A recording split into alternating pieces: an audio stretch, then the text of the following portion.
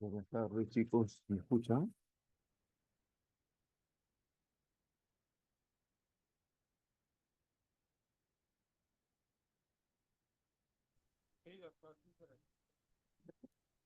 Buenas tardes. Se le escucha. ¿Se me escucha bien? Sí estoy, Sí, se ve la pantalla también, ¿verdad? sí se ve. Muy bien. Bueno, chicos, buenas tardes.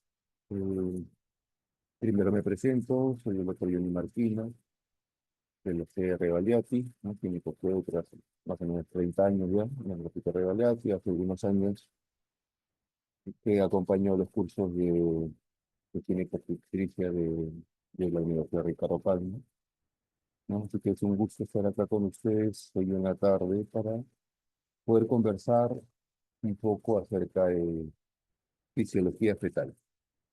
Les adelanto que el tema podría ser un poco árido, ¿no? No hay mucha parte clínica, básicamente, prácticamente nada, toda parte teórica, parte anatómica y fisiológica del feto, que podría ser un poquito árida en algunos momentos, ¿no?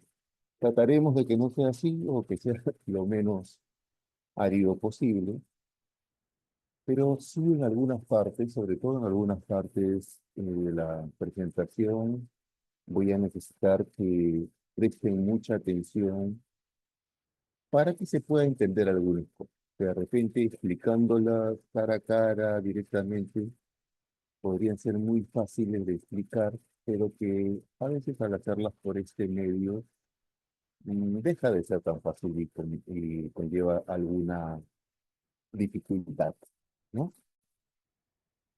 Muy bien. Lo otro, me gustaría que la teoría fluyera. Si tienen alguna pregunta en algún momento de la presentación, no duden en hacerla, no tengo ningún inconveniente. Preferiría que no fuera en esos momentos que les estaba explicando hace unos minutos, ¿verdad?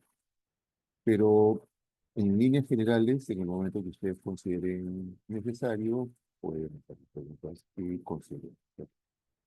Muy bien. ¿Qué es lo que tenemos que hablar hoy día? ¿De qué nos pide el SILAU que hablemos hoy día? Bueno, de circulación fetal, de hemoglobina de circulación fetales, de los riñones fetales, del hígado fetal, de la tiroides fetal y de la jornada.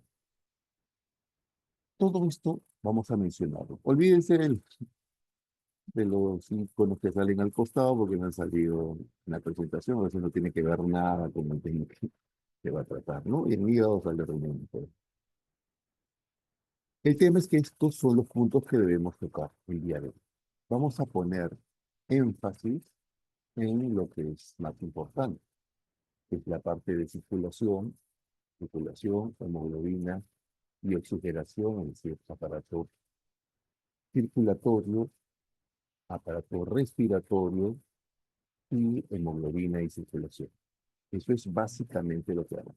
Ahora vamos a hablar un poco más de los dos puntos también. Ahora, alguno de ustedes que seguramente haya revisado presentaciones que he hecho en ciclos anteriores, van a ver que la presentación es muy parecida. En muchas partes hay solamente muy pequeñas modificaciones. Y esto se debe al tema. ¿Ok? Se ha revisado la clase y he hecho muy pequeñas modificaciones con respecto a clases anteriores. Entonces, para los que ya han revisado, pueden parecerle muy parecido lo que vamos a conversar hoy, ¿no? Ahora, por supuesto, que siempre la ventaja de asistir a la clase está en las preguntas que puedan hacer o los comentarios que se pueden hacer, independientemente de lo que figure en la presentación. Entonces, me gusta empezar con esta parte que de repente no tiene que ver directamente con el tema, pero que nos puede enmarcar un poco. Y es esta pregunta. ¿Cuándo nos volvimos humanos? Podrían decir, bueno, ¿esto qué tiene que ver con el tema? Pero tiene que ver todo y tiene que ver con el tema, ¿no? Nosotros Probablemente somos el final o una de las partes finales de una secuela evolutiva que viene desde hace probablemente millones de años, ¿no? Tenemos actualmente incluso antepasados comunes. Ahora, ¿en qué momento nos volvimos seres humanos? ¿Desde cuándo nos podemos llamar seres humanos? Y para eso les traía este pequeño texto que me voy a permitir leer. Dice, ok, se produjo en un enclave georgiano el hallazgo de un cráneo consumado. Desde el punto de vista puramente anatómico, no difería mucho de los anteriores, de los hallazgos anteriores, especialmente del ejemplar hallado en el año 2001, una su reducida capacidad cerebral de 650 años. Lo más sorprendente, sin embargo, es que correspondía a un individuo que había perdido sus dientes en vida. Probablemente alguien viejo o enfermo que había sobrevivido en este estado al menos durante 2 años, pues los alvéolos dentarios estaban completamente restringidos. Dado que aquellos homínidos debían incluir en su dieta un importante componente proteínico, tal vez derivado del carneo, aquel personaje tuvo que ser alimentado por el grupo, al menos durante algunos años.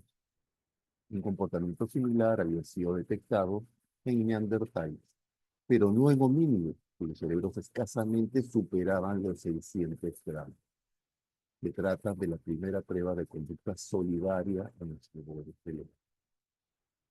Probablemente esta palabra, ser solidario, pensar en el grupo, ayudarnos unos a otros, sea la esencia de volvernos seres humanos. Y es algo que les decía hace un momento, tiene que ver todo y nada con respecto a esta presentación. ¿Por qué? Porque nuestra función como médicos va a ser una función destinada a ayudar a los demás, básicamente. Hemos elegido dedicar nuestra vida a una profesión orientada a servir a los demás. Eso por un lado. Y por otro lado, porque en esta clase vamos a hablar un poco de cómo es la anatomía fetal desde el inicio y qué cambios se van produciendo hacia el final y sobre todo qué cambios se producen después del parto. Siguen habiendo cambios, adaptaciones, uno a la vida intrauterina y después adaptaciones a la vida extrauterina. Seguimos cambiando. Ahora, seguimos evolucionando y probablemente vamos a seguir evolucionando y adaptándonos a los tiempos y las circunstancias. Muy bien.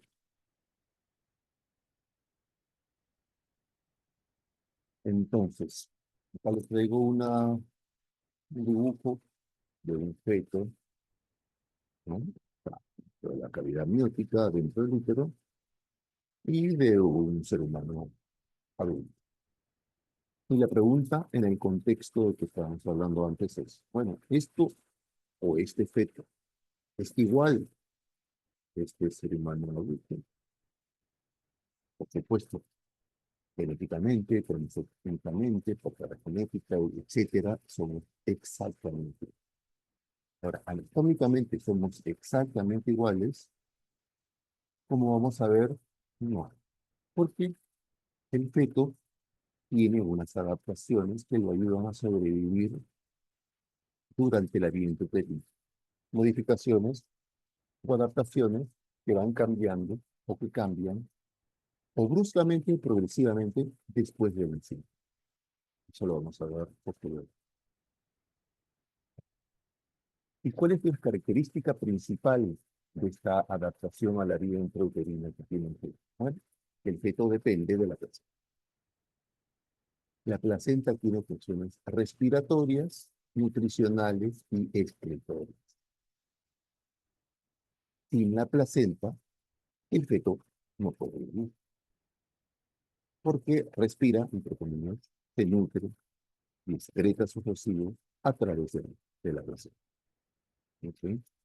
¿Qué pasa Cuando el feto deja de ser feto, y por lo tanto deja de depender de la placenta, bueno, se producen algunos cambios que vamos a ver, para que el propio feto asuma por sí mismo estas funciones.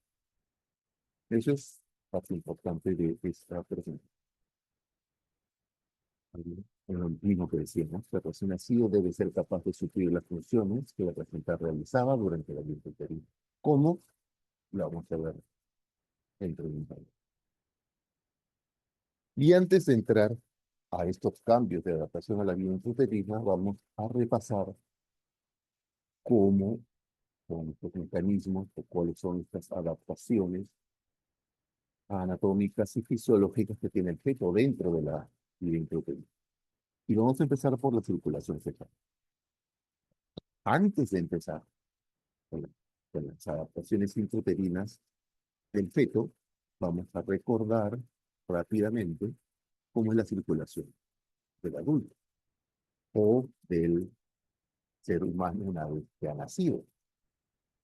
Tiene dos circulaciones paralelas, ¿no? Una circulación venosa y una circulación arterial. Una circulación venosa que lleva sangre venosa, es decir, sangre poco oxigenada, y una circulación arterial, una circulación venosa derecha, con sangre poco oxigenada, y una circulación izquierda o arterial, con sangre oxigenada.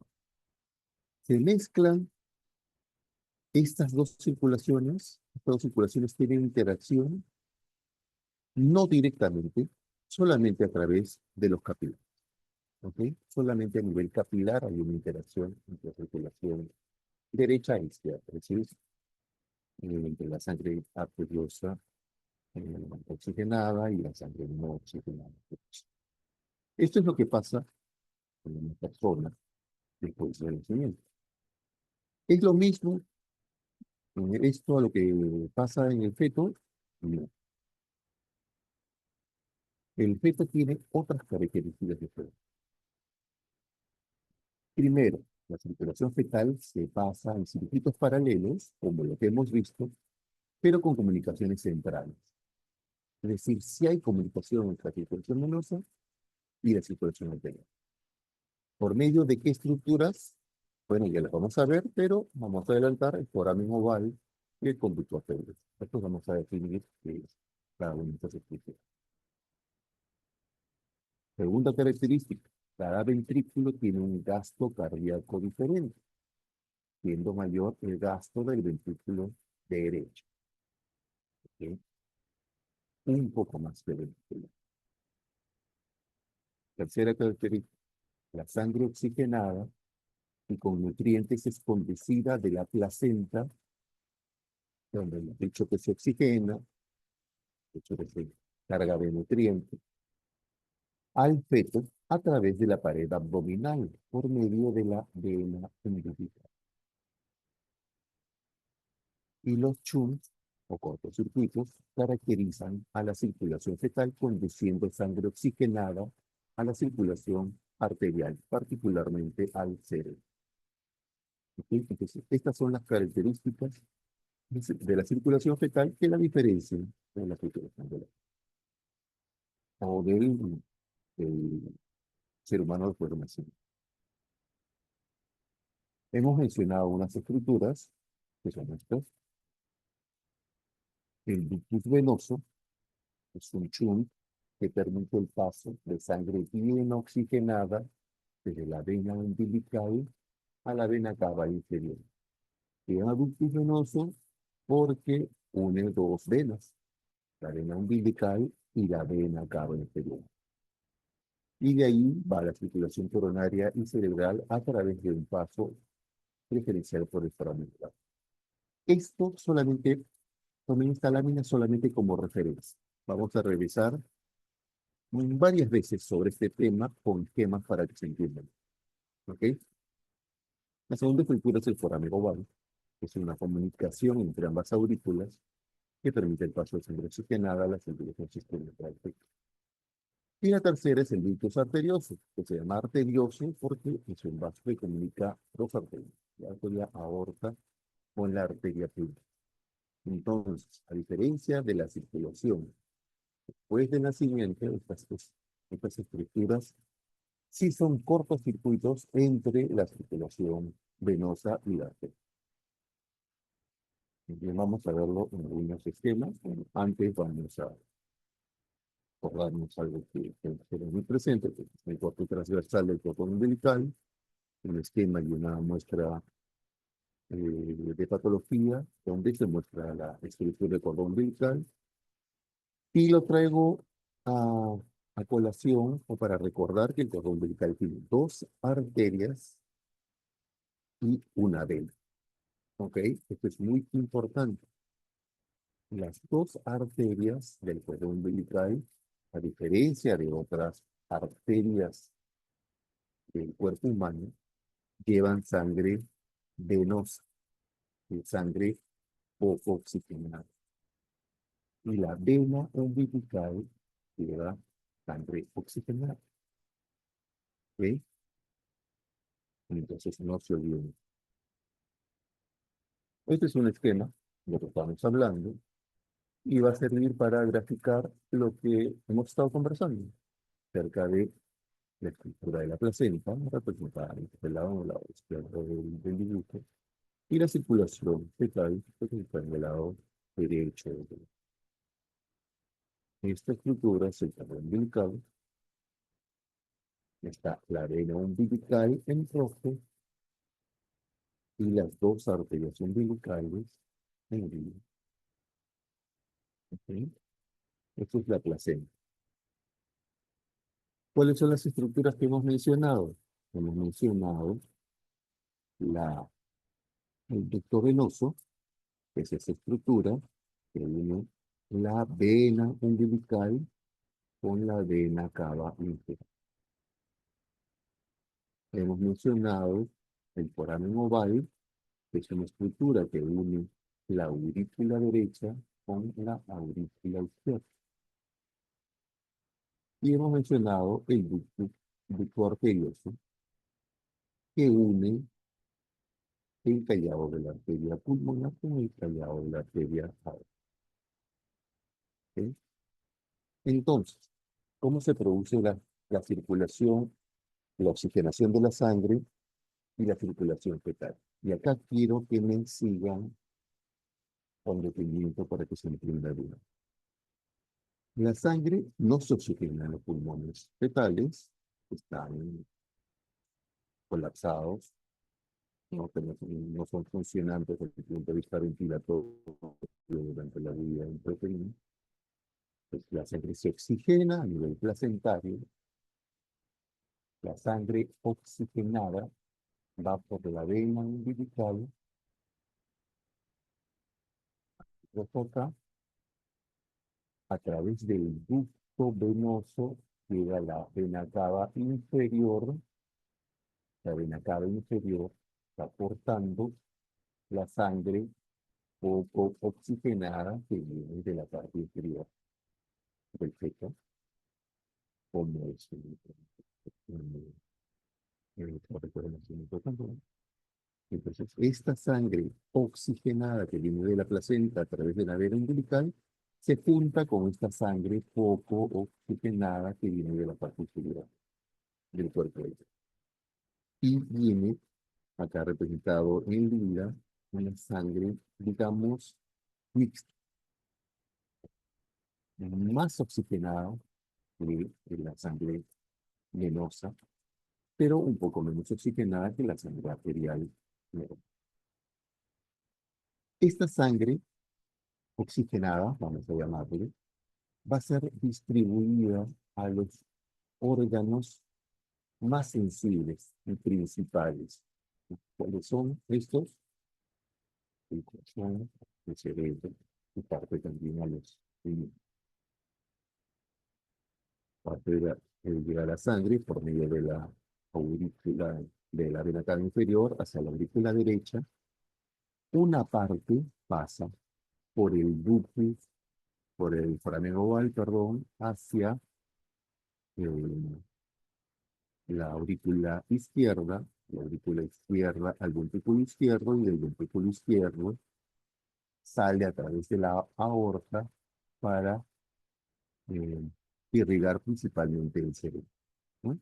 De ahí también salen las arterias coronarias para irrigar el corazón.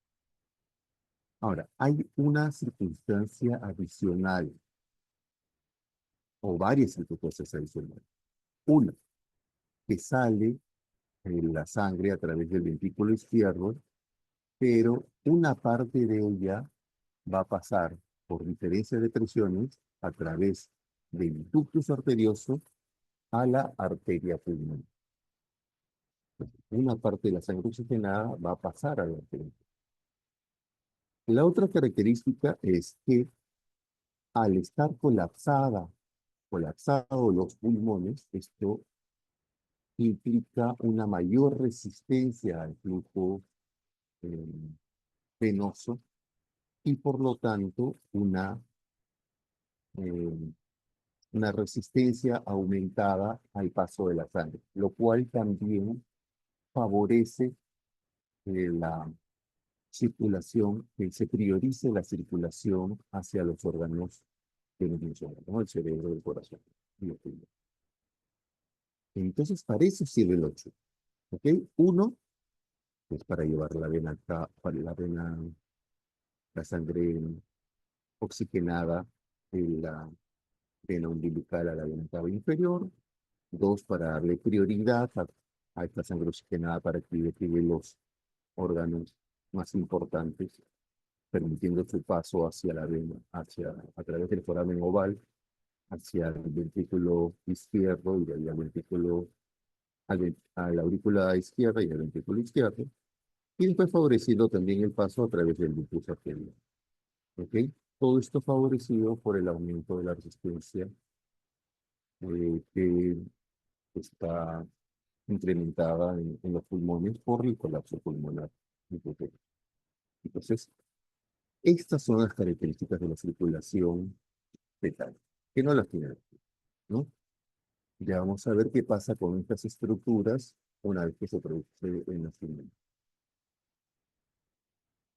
Esto es lo mismo, otra vez lo mismo, la placenta, la vena umbilical en rojo, las arterias umbilicales en lila, la vena umbilical llevando sangre oxigenada, vamos a llamarle, el ductus venoso, la vena cava inferior, que llega a la aurícula derecha, el paso principalmente hacia la aurícula izquierda por el foramen oval, el paso al ventrículo izquierdo y ahí a la circulación sistémica, ¿no? Y una parte de la sangre que es transportada a través del ductus arterioso, ¿no? Porque el aumento de la resistencia al flujo por parte de los pulmones colapsados hacen que la circulación se oriente más hacia la circulación sistémica y no a la circulación pulmonar. Esto es una ecocardiografía fetal, donde se ve el ventrículo izquierdo, ventrícula derecha, la aurícula izquierda, aurícula izquierda, aurícula derecha, y acá está el foramen oval. ¿Ok? Esta es la orden. Muy bien. Esta parte que hemos hablado, hay que repasarla bien, hay que aprendérsela bien, es de suma importancia, porque la persistencia de algunas de estas estructuras después del nacimiento puede ocasionar también daños y patologías en el recién nacido que son muy importantes, muy banales. Vamos a ver especialmente posteriormente, pero como van a ver cuando hagamos la pregunta. Bien, sobre el gasto cardíaco fetal. Ya habíamos hablado algo, pero vamos a hablar de algunas cosas. El gasto cardíaco fetal total o gasto combinado ventricular, ventrículo derecho y ventrículo izquierdo, se incrementa con el crecimiento del feto, encontrándose en una situación a término alrededor de 300 mililitros por kilo por minuto. El gasto cardíaco fetal es la suma de los gastos de los dos ventrículos. ¿Cuánto es? Más o menos 300 mililitros por kilo por minuto. Como ya habíamos mencionado anteriormente, el gasto del ventrículo derecho es mayor que el gasto del ventrículo izquierdo. El ventrículo derecho 55% y el ventrículo izquierdo 45%.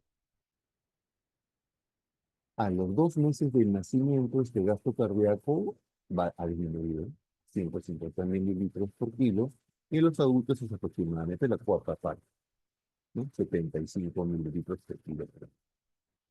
Es decir, el feto tiene un gasto cardíaco alto por kilo de peso en comparación con el adulto, bastante mucho mejor. Y a diferencia del adulto, el predominio del gasto cardíaco es ventricular derecho sobre el ventricular izquierdo.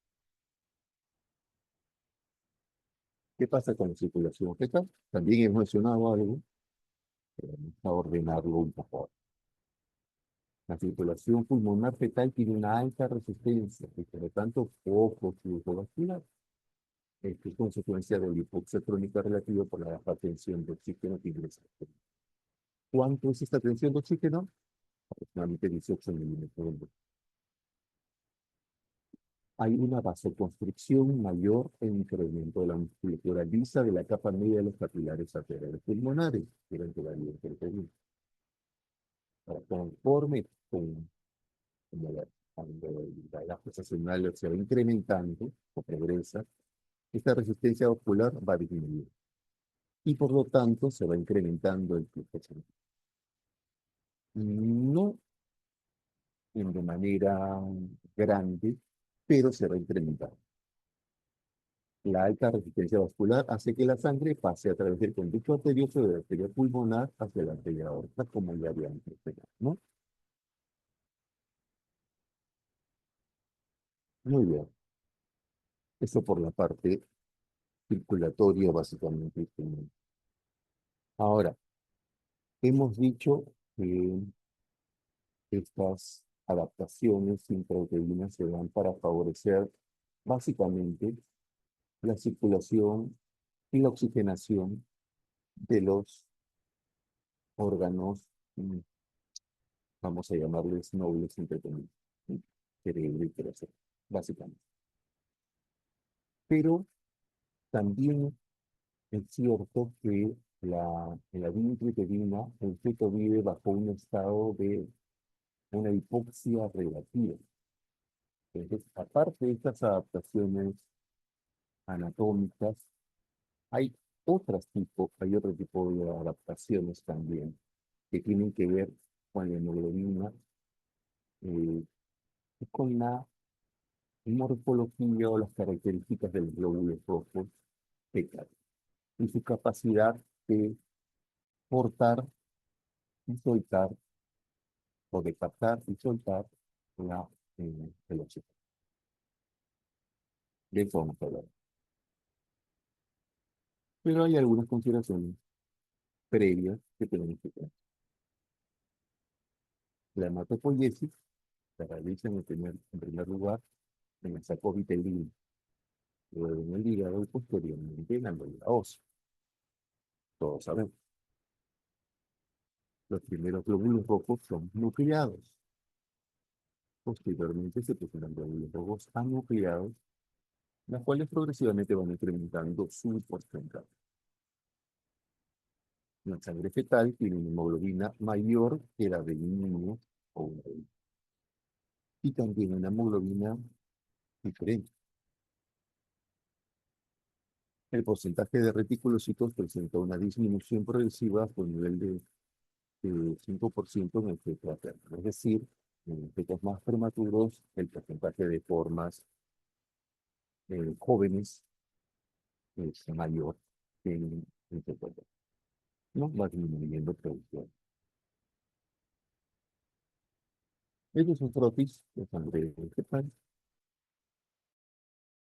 ¿No? Tienen los glóbulos rojos nucleados, nucleados, y bueno, pues, ¿no? Esta es una foto de un glóbulo rojo nucleado, común en la vida fetal.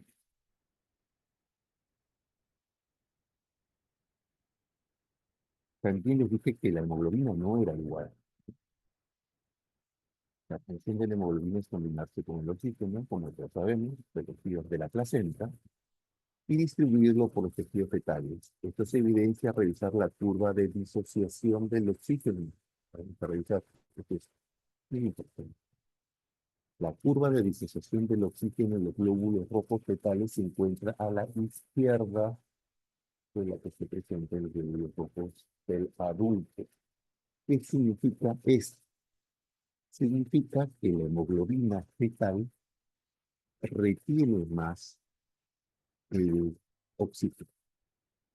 ¿Ok? Se tiene mayor capacidad de captar y retener el oxígeno que la hemoglobina del adulto.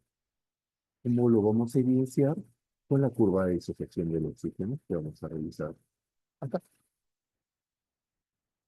Tenemos la hemoglobina del adulto en la curva en rojo y la hemoglobina fetal en la curva en azul. Tenemos en el horizontal la presión parcial de oxígeno y el vertical el porcentaje de saturación de oxígeno. Entonces, ¿qué es lo que vemos en esta curva? Y acá, bueno, con la curva de disociación propiamente. Ok. ¿Qué es lo que vemos en esta curva, en esta gráfica? Que para obtener un porcentaje de saturación X en la vía intrauterina necesitamos una presión parcial de oxígeno menor que para obtener el mismo porcentaje de saturación en la vía extrauterina. ¿Ok? Diciéndolo de otra forma, con una presión parcial de oxígeno menor, obtenemos una mayor saturación de oxígeno en la vía intrauterina que en la vía extrauterina. Entonces, por eso decimos que la curva de saturación está desplazada hacia la izquierda en la vía intrauterina. ¿Ok? Necesitamos menor presión parcial de oxígeno para obtener una mayor saturación. Este es un mecanismo de adaptación a la hipoxia relativa en la cual vive el feto. Desde las 12 hasta las 34 semanas de gestación, la hemoglobina fetal constituye el 90 al 95% de la hemoglobina total del feto. Posteriormente va disminuyendo entre el 3 y 4% por semana hasta la semana 40, de tal modo que al momento del nacimiento la hemoglobina fetal constituye aproximadamente el 75% de la hemoglobina total, de recién nacidos, mientras que el 25% corresponde a la hemoglobina adulta. Eh, Vamos a decir, necesitas más, pero posterior. Otros datos importantes. La hemoglobina fetal se une con mayor afinidad al oxígeno que la hemoglobina adulta, de par, que es lo que me estaba mencionando. Ahora, ¿por qué? En parte debido a su poca afinidad a los fosfatos orgánicos en la presión parcial de CO2 en la sangre fetal es aproximadamente 48 milímetros de mercurio, mientras que en la sangre materna se encuentra alrededor de 40 y 45. Esta es la hipoxia relativa que decimos, ¿no? O la hipercapnia relativa en este caso, ¿no? Y la presión parcial de CO2 en el feto es mayor que en la madre. Y esto crea, pues, una gradiente, ¿no es cierto? Y esta gradiente es la que permite el paso del CO2 de la sangre fetal a la sangre materna a través de la piel. ¿Ok? Entonces, existe, por lo tanto, el gradiente de presión de 3 a 8 milímetros de mercurio. La eliminación del dióxido de carbono se produce por la diferencia de presión parcial de CO2 en la circulación. Y bueno, hay que considerar como dato adicional que el CO2 tiene capacidad de presión de interés superior al aire, ¿no? Entonces, esto es importante, ¿por qué? Porque nos grafica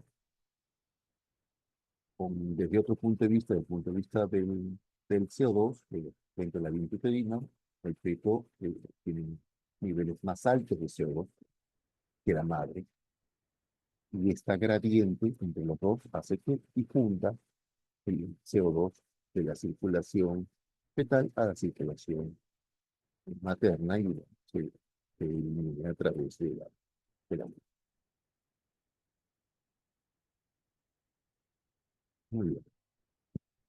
¿Hasta acá tienen alguna pregunta? Sí, doctor, yo quisiera saber si la curva en el feto es hacia la derecha o hacia la izquierda y si en la mamá ocurre lo mismo, ¿es a la derecha o a la izquierda? Mm, acá lo que te refieres a la curva de disociación. Sí, de hemoglobina con oxígeno, a la afinidad. Mm, Es la curva de disociación del oxígeno, ¿no?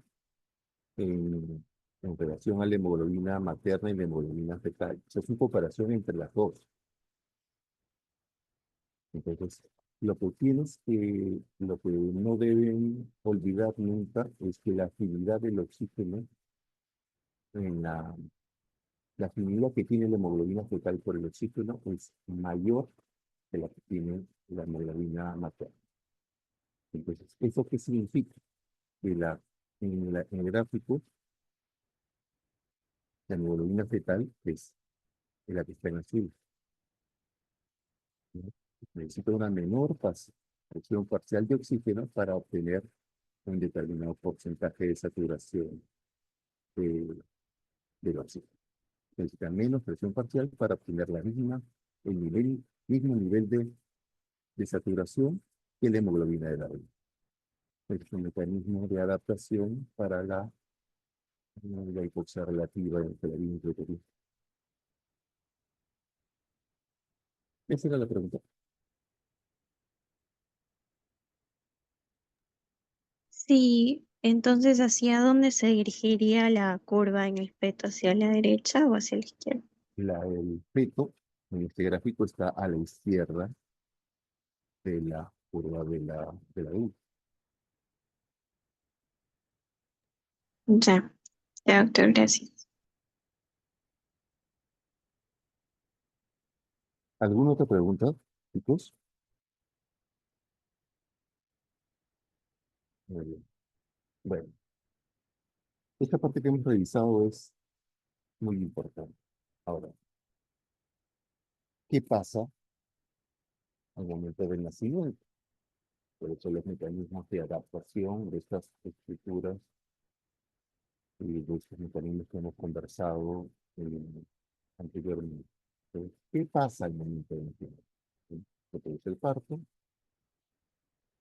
se está naciendo, sabemos que el parto es la expulsión del feto de la gestación, después de las 22 semanas, después de que el feto tenga 500 gramos, ¿no? La expulsión del feto es el parto. Ok. ¿Qué pasa en el momento que se produce o después que se produce el parto? Primero, el recién nacido, el feto, llora. Esa es la primera que pasa. Llora.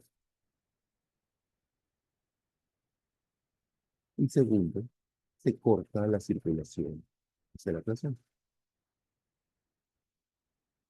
Entonces, hay una expansión de los pulmones en el llanto y por lo tanto una disminución de la resistencia eh, pulmonar que viene adentro, que viene una expansión del lecho vascular pulmonar y se corta la circulación hacia la placenta. Entonces, el feto, ya recién nacido, deja de depender de la placenta para su vida y tiene que valerse por sí mismo. Estos dos cambios son importantísimos, porque conllevan otro tipo de adaptación.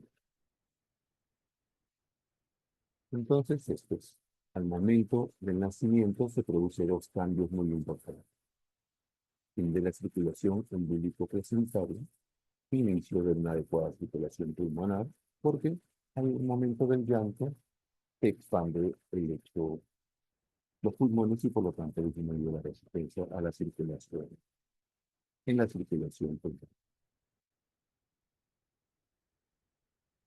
Causas de los cambios circulatorios al nacimiento, bueno, lo que nos dijo.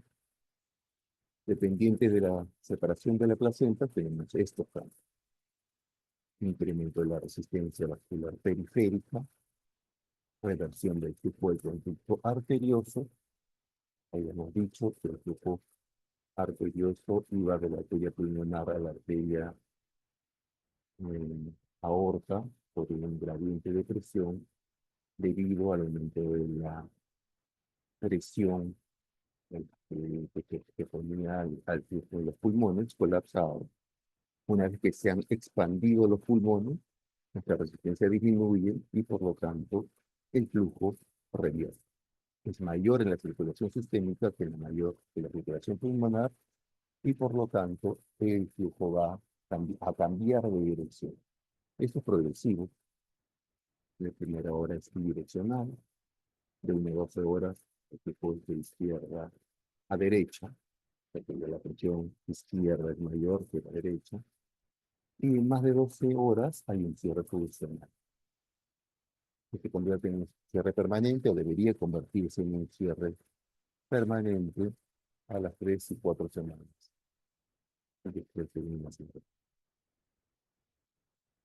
Hay un incremento de la presión de ambos ventrículos, un cierre progresivo del foramen oval, acuerdos por embriología, de una membrana que se obstruye cuando la presión en el lado izquierdo de la circulación fetal es mayor que el del lado derecho.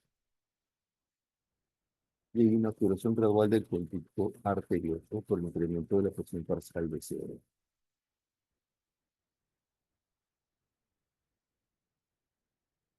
Y como consecuencia de la expansión del lecho vascular pulmonar, hay un aumento de la presión parcial de oxígeno y disminución de la presión parcial de CO2. Hay una disminución de la resistencia vascular pulmonar, y por lo tanto incremento de flujo sanguíneo pulmonar, hay una disminución de la presión de la arteria pulmonar.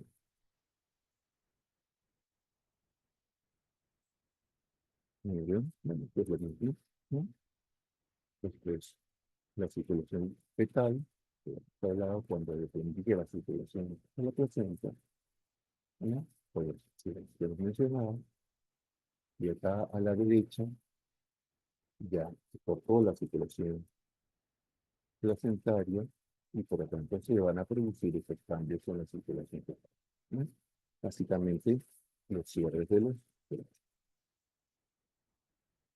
y se va pareciendo a la circulación del aire, que repasamos al inicio.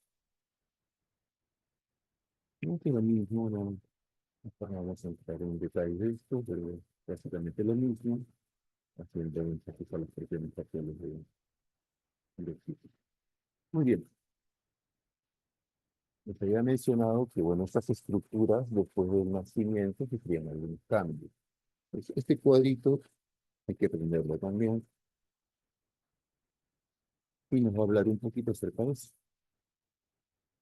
De las estructuras que función tienen en la vida intrauterina y qué función o en qué se convierten en la vida después del parto, ¿sí? Tenemos la vena umbilical que se va a obliterar porque hay parto y se va a convertir en el ligamento redondo el ligamento redondo del hígado, es un rezago embrionario de la vena umbilical. El conducto venoso se oblitera convirtiéndose en el ligamento venoso.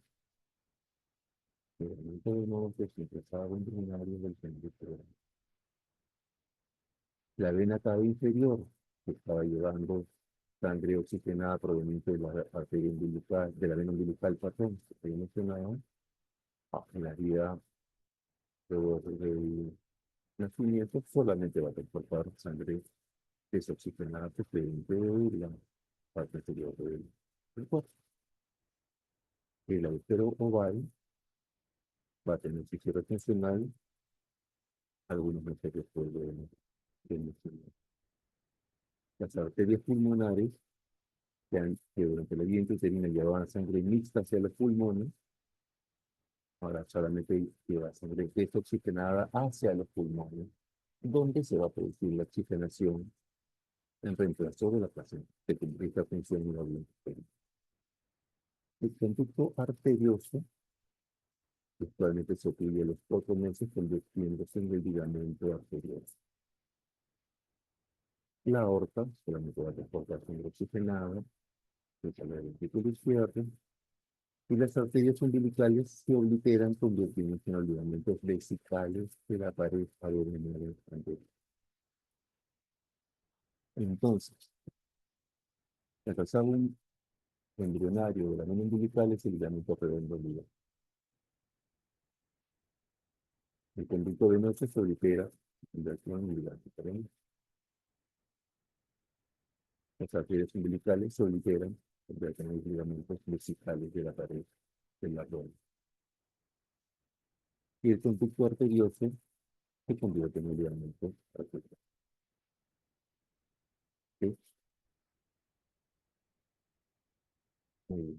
Aparato respiratorio fetal. Hemos hablado un poco de la parte anatómica, vamos a hablar algo de la parte funcional. Durante la vida intrauterina se producen varios efectos. Desarrollo de los pulmones, estructura de los pulmones, parte de la organogénica, la modulación del sistema neuromuscular que va a controlar la respiración, el respiratorio, y la maduración del sistema surfactante. ¿No es objetivo de esta reunión? Hablar de los puntos unidos. Vamos a centrarnos en el punto 3, maduración del sistema surfactante. ¿Qué es el surfactante químico? Primero es una sustancia tensoactiva compuesta principalmente por fosfolípidos. ¿Qué significa que sea una sustancia tensoactiva? Que va a mantener la tensión de la pared de la bola pulmonar, impidiendo su colapso. Como la tensión que produce una burbuja tensoactiva. Es producido por los neumocitos tipo 2. Su producción tarda alrededor de 10 semanas. Es muy, muy importante y tiene implicancias clínicas importantes. Cuando vayan al piso, a los pisos hospitales, seguramente les van a hablar de esto. Su producción tarda alrededor de 10 semanas y se completa alrededor de las 34 semanas de gestación. Es decir, empieza alrededor de las 24 semanas y concluye alrededor de las 34 semanas de gestación. Es responsable de la maduración funcional del pulmón, porque impide el colapso de los alveolos, como es mencionado. El cortisol producido por las glándulas suprarrenales es muy importante para su producción, es decir, la producción de sustancias surfactantes por los neumocitos perdón, tipo 2 tiene que ver con los corticoides, y esto también tiene implicancia clínica marcada en el uso diario en los servicios hospitalarios. Y los glucocorticoides fetales intervienen en la diferenciación y en la maduración de los neumocitos tipo 2. Entonces, esto es muy importante. Quédense con todo, pero no olviden que es producido por los neumocitos tipo 2, que es una sustancia tensoactiva, que empieza a producirse alrededor de las 24 semanas, que su producción concluye alrededor de las 24 semanas, que es dependiente de la producción de cortisol, de corticoides, durante la vida y que es responsable de la maduración funcional del pulmón. Esto es un alveolo pulmonar, ¿no es cierto? Capilares, la membrana respiratoria, el prófano, etcétera. Y los neumocitos tipo 1 y neumocitos tipo 2. ¿Sí? Los neumocitos tipo 2 son los responsables de la producción de los citocinas intestinales. Acá vemos uno, el neumocito, ¿no es cierto? El núcleo celular basal, y se va produciendo las sustancias faltantes, básicamente fosfolípidos, que se han expulsados al exterior, formando fase faltante, que sustancia activa, destinada a evitar el colapso de los pulmones, de los alveolos pulmonares del cerebro. Otra vez repito, entonces, producción alrededor de las 24 semanas, termina alrededor de las 34 semanas. Entonces, la composición del circulante pulmonar básicamente son fosfolípidos, pero hay muchos otros componentes, lípidos, proteínas, etcétera, pero básicamente son fosfolípidos. ¿Qué funciones tiene el circulante pulmonar? Hemos dicho, probablemente la principal, por la cual se le conoce como sustancia conceptiva, pero sin embargo hay otras funciones muy importantes también de del surfactante pulmonar. Propiedades mecánicas, defensa contra infecciones y algunas bacterias. Para las propiedades mecánicas, la disminución del efecto diferencial de alveolar, el aumento de la extensibilidad y del volumen máximo alveolar, disminución de la presión de apertura, mantenimiento de la capacidad residual funcional, estabilización de los alveolos y de los terminales, en el trabajo respiratorio, el equilibrio de los fluidos intraalveolares. Hay un efecto bacteriostático, emulación de bacterias macrofágicas, y hay otras propiedades como un efecto citoprotector, antioxidante, ¿ok? Lo principal, lo que nos viene a la mente en primer lugar es esas funciones, propiedades mecánicas destinadas a la disminución del trabajo respiratorio, favoreciendo el ingreso de oxígeno e impidiendo a los alveolos e impidiendo el colapso de los alveolos una vez que se expulse lo principal, pero todas las funciones funcionales de este cuadro son importantes. Importante puesto acá, ¿por qué?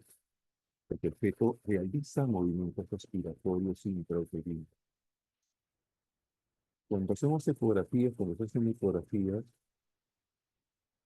uno de los signos ecográficos del bienestar fetal para alguna de las escalas para perfil físico ecográfico es la presencia de movimientos respiratorios, ¿no?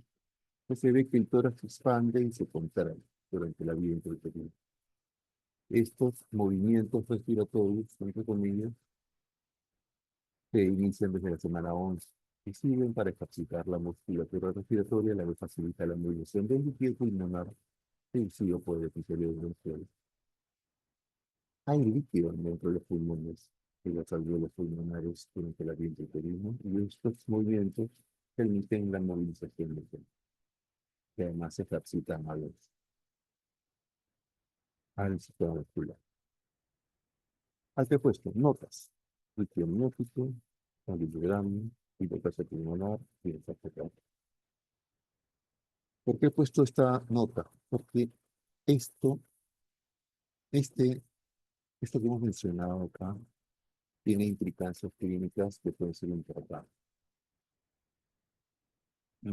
Por ejemplo, la disminución del líquido amniótico.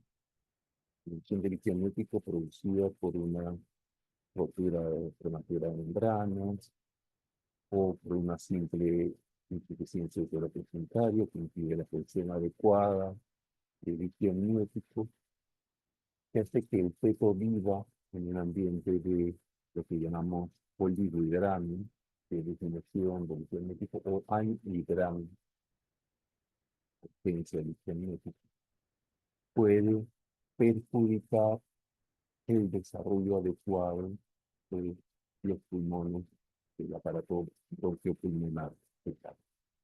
¿Por qué? Porque este líquido, como he dicho, que ahí dentro de los pulmones y estos ejercicios respiratorios son indispensables para la adecuada formación y función posterior del aparato pulmonar. Entonces, la ausencia de líquido amniótico, entonces como liberamos, puede producir incluso hiperplasia pulmonar y tener repercusiones marcadas en detrimento del bienestar fetal. Entonces, cuando vean, quizás me adelante un poco, pero que se están en los hospitales, cuando nosotros estamos frente a una paciente de una situación muy prematura y que tiene una rotura prematura de membrana, usualmente y con razón, nos preocupamos mucho en que la paciente no se vaya a infectar, damos un esquema de tratamiento para prevenir la infección, usualmente con ampicilina y penicilina, ¿no? También anotamos otras cosas que voy a mencionar posteriormente, pero no siempre pensamos que si el bebé el feto es muy prematuro, esta disminución marcada del líquido puede tener otras consecuencias, además de favorecer la presencia de infecciones en el feto. Pero en algunos casos pasa, sobre todo cuando los fetos son muy prematuros y están sometidos a estados de oligoramio prolongado, que después al momento de nacer, justo con un cuadro de displasia pulmonar. Hemos tenido varios casos del hospital, ¿no? Que no se infecta, pero después no recién nacido por sin problema respiratorio. Y entonces, aparato urinario, vamos a hablar brevemente de estas últimas partes, de emocional. Los riñones fetales producen orina, pero su capacidad de concentración y modificación del pH son limitadas, de lo que su función excretora no es indispensable para la homeostasis del feto. Sin embargo, es muy importante para la transformación de líquido amniótico. ¿Sí? Entonces, ¿qué significa esto? Significa que un feto podría vivir sin riñones. ¿Sí? Un feto puede tener ausencia renal, puede tener hipoplasia renal, puede tener riñones no funcionantes y sin embargo mantener la vida intrauterina, ¿no? Porque la función excretora está suplida por la placenta. ¿Sí? Sin embargo, esta producción de orina por parte de las riñones fetales es imprescindible, es el principal componente del líquido amniótico. Si tenemos un feto que no tiene riñones, tenemos un feto con hipoplasia renal, uno de los signos va a ser el olivibramio que ustedes mencionábamos antes. Si hay olivibramio, pueden haber varias consecuencias, y una de las cuales es la que me mencionaba hace un rato, ¿no? La hipoplasia pulmonar también, o la displasia pulmonar. La orina fetal es hipotónica con respecto al plasma, no concentra mucho. La frecuencia vascular renal es alta, la circulación es baja, los riñones reciben entre el 2 y el 4% del gasto cardíaco fetal. Implicancias clínicas, lo que hemos mencionado.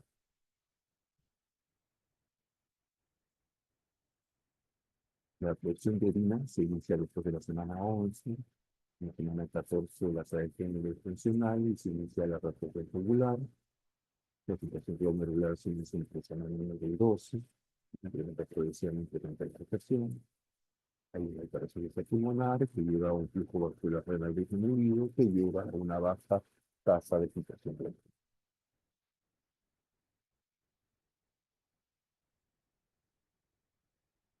Hígado, par de palabras acerca del hígado. Enzimas hepáticas se incrementan con la edad gestacional. Las enzimas hepáticas se incrementan con la edad gestacional. se produce un incremento relativo de los niveles de bilirrubina debido al menor tiempo de vida media de los eritrocitos. Esta se transfiere a la circulación materna por la placenta. El hígado fetal ocupa solo un pequeño porcentaje de excreta el intestino. El glucógeno se encuentra en bajas concentraciones, pero se incrementa progresivamente durante la vida. Aprovecho esta lámina para mencionar algo que no habíamos conversado, ¿no? Habíamos dicho que durante la vida un proteína en keto vive en una situación de hipoxia relativa, ¿no? Y que tiene cambios adaptativos. Habíamos mencionado que tiene un hemoglobina especial, que tiene procesos especiales, pero no habíamos mencionado que también tiene niveles de hemoglobina y de glóbulos rojos, repito, mayor que el de una persona expuesta a una presión de oxígeno ambiental normal. Entonces, cuando el recién nacido por defecto se convierte en recién nacido con lo que produce el nacimiento, como que el feto tiene, el recién nacido tiene muchos glóbulos rojos, y muchos de ellos se van a ir rompiendo. Y se va a producir, pero que esta ruptura, o debido a esta ruptura, una disminución gradual del hematocrito en el recién nacido, y debido a esta rotura, un incremento de la bilirrubina, que en algunos casos puede llevar a ictericia neonatal, que a veces puede referir ¿sí? No tiene nada que ver con esto, pero aprovecho el tema de la bilirrubina para mencionar. Para mencionar. La tiroides. Acá quiero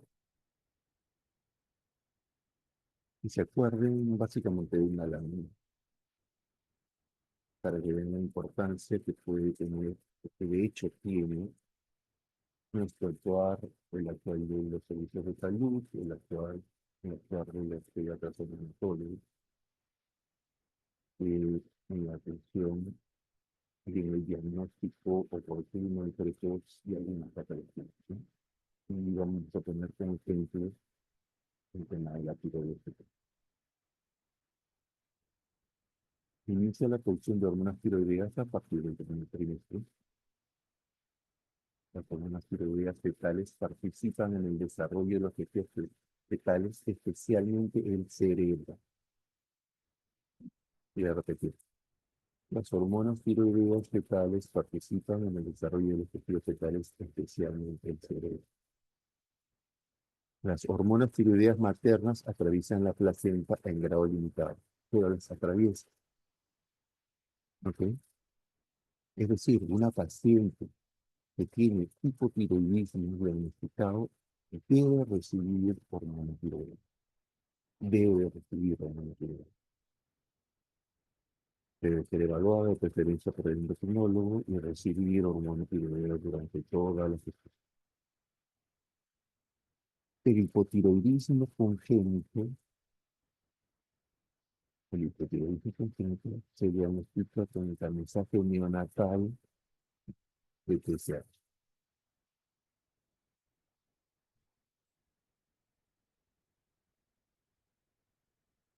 Obviamente funcional, al final del primer trimestre, como mencionado, ¿no?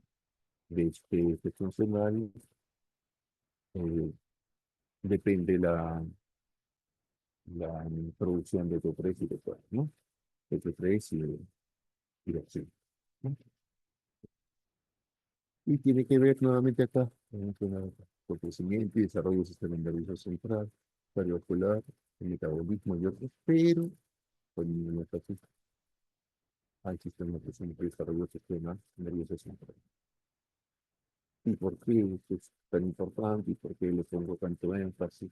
¿Y por qué les mencioné el tema del tamizaje neonatal con los tamizaje de TSH? Porque si no se diagnostica precozmente el hipotiroidismo neonatal, esto puede tener implicancias directas sobre el pronóstico por los niveles de IQ de personas. Si es que no hay un diagnóstico precoz a los que, ¿aló? Sí,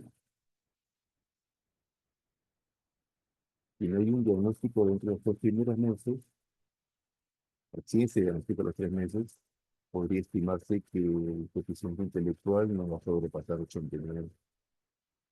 Si recién se diagnostica a los 3 a 6 meses, el coeficiente intelectual probablemente no pase a 71. Y si se diagnostica recién después de los 6 meses, el coeficiente intelectual probablemente no sobrepase los 34.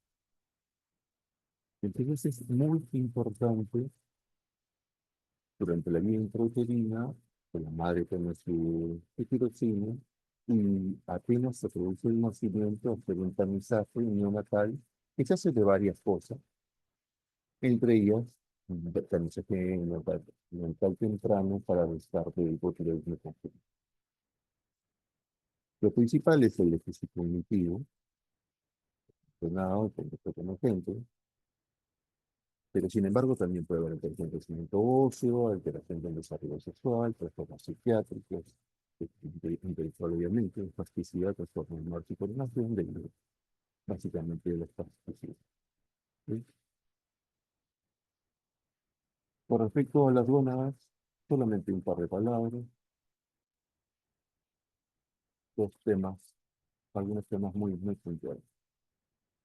En testículo fetal se secreta una proteína llamada sustancialidad de los complejos de Müller, recuerden de embriología, de Müller, cuando se van a dar, van a formar, conformar el útero, las trompas, el tracto superior de la vagina, ¿sí? El testículo fetal, se secreta esta proteína llamada sustancialidad de los complejos de Müller, lo que impide el desarrollo del útero, tracto falopio y superior. ¿Sí? El testículo fetal secreta testosterona, que actúa en el proceso de virilización de las genitales externas. Esto es un cuadro, bueno, una gráfica que no voy a entrar mucho en el detalle, pero que tiene que ver, porque lo repasan con el desarrollo de los genitales masculinos y femeninos. Una diferencia. Muy bien. ¿Alguna pregunta antes de terminar?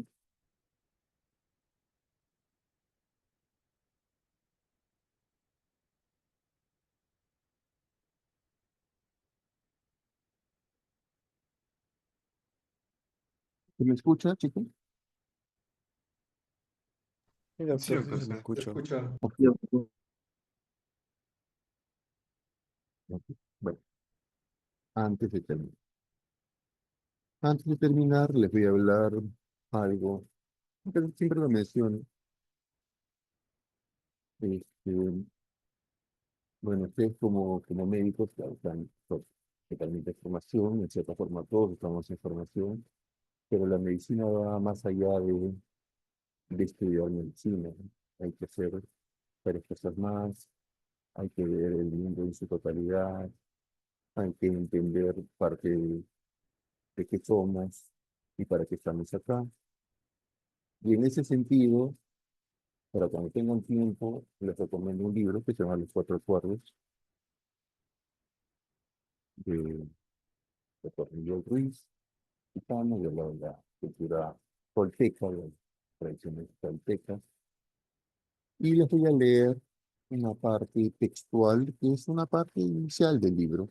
No es básicamente el tema principal del libro, pero es una parte que cuando yo la leí me marcó y que siempre la recuerdo y siempre procuro leerla en las clases que tengo.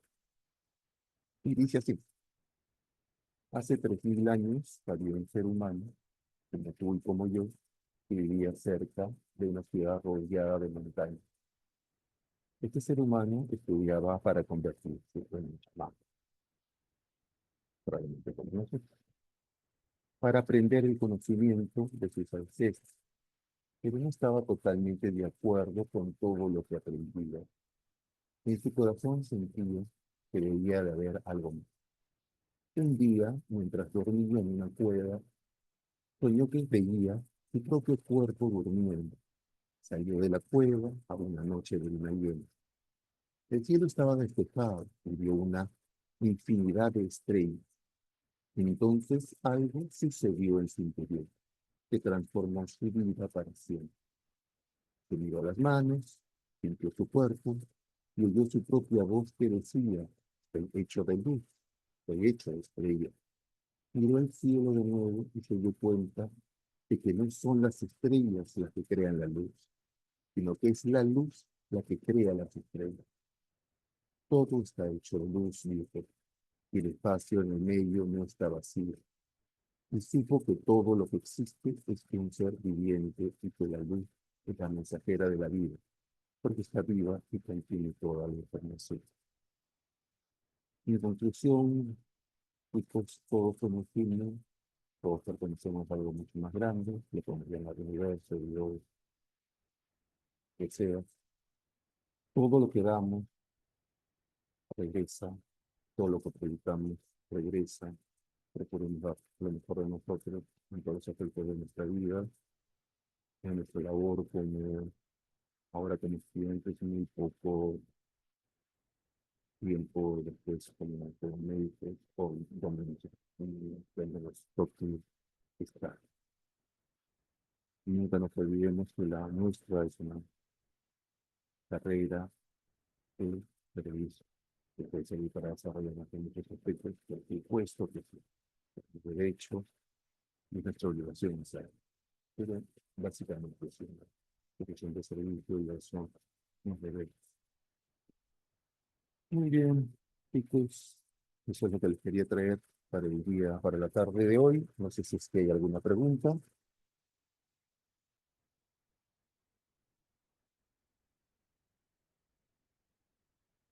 Todo claro, doctor.